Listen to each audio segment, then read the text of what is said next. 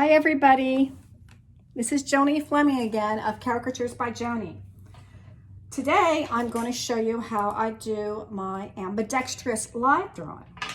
So I'm starting out with two markers, these are Copic markers, and I'm starting on a blank sheet of paper. There's nothing on this paper, there's no pencil pre-draw. I'm starting directly with the ink. I have my photo reference here. As I said yesterday, every artist starts differently. I tend to start with the nose, although that's not always the case. Sometimes I'll start with other things. I'm starting with the nose and doing basic shapes and then branching out from that. Now, how in the world did I get started with this two-handed thing? Well, about a decade ago, when I was still teaching art, my dominant hand was getting very, very worn out. So I needed to remedy that. And I thought it would be too hard to draw with the opposite hand, but then I practiced and practiced and practiced. Now, I'm not the first person to do this. There's a local artist here named Two-Handed Mikey, Mike Shields, who I actually got the idea from. He's awesome. His style is different than mine, so I don't feel like we compete. We're just different artists with different things that people like. I asked him, did he originally start out being born ambidextrous? And he said no, he practiced as well. So that was really cool. So that gave me a little bit more hope and motivation. So when my hand was getting really, really worn out, I practiced writing things and drawing and doing whatever I could to get my dominant hand strong. Now, I do this live at parties and events prior to the virus hitting, and I'll continue to do it after. But I can also do it as a form of entertainment for you virtually on Zoom or FaceTime or any, other virtual way that that I don't know about yet that you could educate me on. I love drawing so much. I find so much humor on all kinds of faces. Sometimes you see when I'm drawing here, some lines are thicker and some are thinner. That's called line quality in artist terms. And you vary the line quality depending on the effects you want to get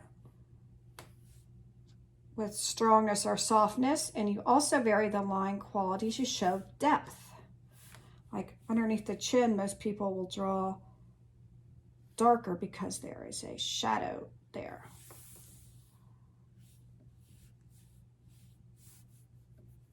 Now you might say, oh, there's no way I could ever start practicing or doing anything with two hands.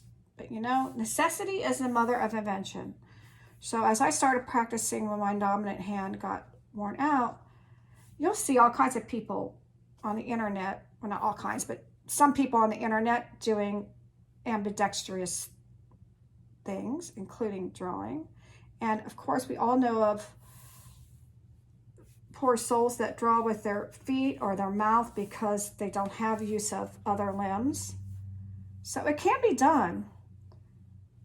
It's just one of those where there's a will, there's a way things. And you have to be really stubbornly driven to want to practice it.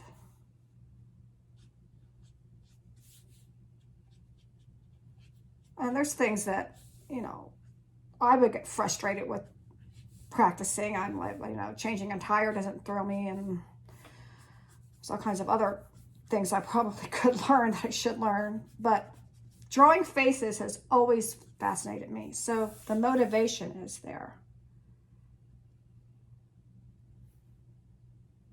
And the drawing two-handed thing always fascinated me for years as well.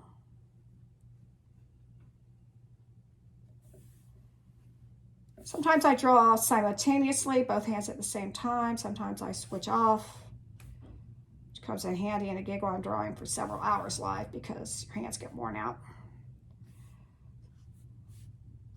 But if you can switch off, they don't get worn out as badly. So here's my drawing for today.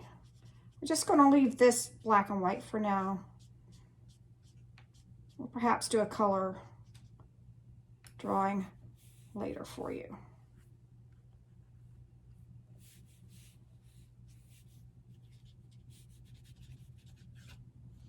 I hope you've enjoyed watching. I'll tilt this a little bit so you can see it. It's not at an angle. There we go. I hope everyone has a great day. Try to stay busy, stay safe, and enjoy your time. Have a good one. Bye-bye.